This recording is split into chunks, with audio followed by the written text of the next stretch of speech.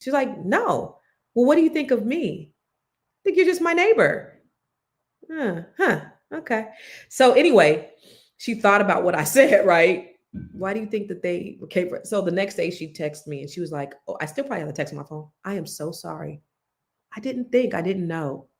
So that goes back to those unconscious biases and opinions that people have about certain people. The same soup kitchen you were in, I was in. She assumed that because they were black, they grew up in the struggle in poverty on welfare.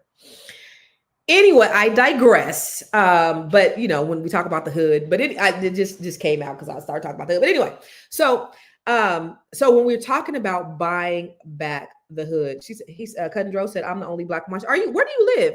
And I rent. It's interesting the looks that I get. Are you in? Because I know you. I think you said you was in Hayward, Cousin Dro, right? Um, yeah, they didn't ran. If you're in Hayward, they didn't ran all y'all out.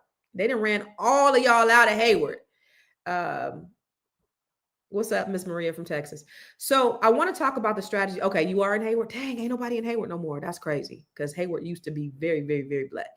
And Hayward's in the Bay Area, right next to Oakland, San Leandro, all of that.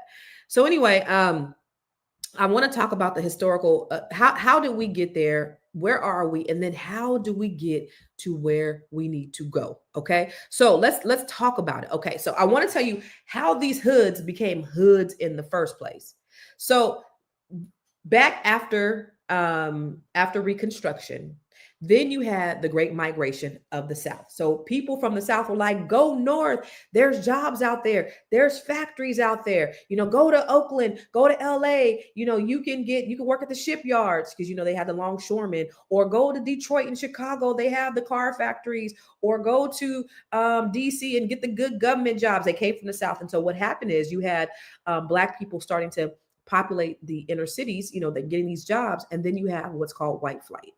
And white people started leaving these cities for the suburbs, which caused, well, then also when the white folks left, then businesses also left. They no longer wanted to do business. So then the local government did not support these communities in these neighborhoods. So they took out the businesses, and they basically bankrupt the cities. This is by design. And so the economies collapse in these cities. And then you have, you know, you don't have jobs and you don't have things like that. And so then you have what's happened, urban decay. So then you have food deserts. And then you have COINTELPRO, Introduction to Crack Cocaine by the CIA, who started putting drugs in these neighborhoods. So now you have drug infestation. And then all of a sudden you see guns dropped off into these communities. So now you see there's a lot of killing and there's a lot of drugs in these communities. And so now they are blighted. Now you see these communities, they are torn down. They look like war torn areas. And that's how it happened. So while white people fled to these suburbs, black people were not able to get loans. That's what's called, that's when redlining happened.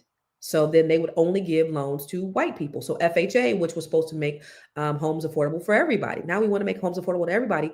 Black people were cut out. They would not give loans, FHA loans, to black people at all.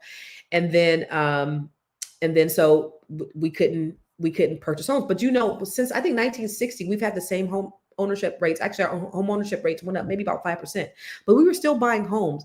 And I was like, you know, how are we still buying homes even though the federal government would not give us loans?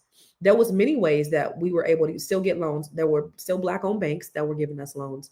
They were still there were people were, you know, they had land contracts which were kind of predatory.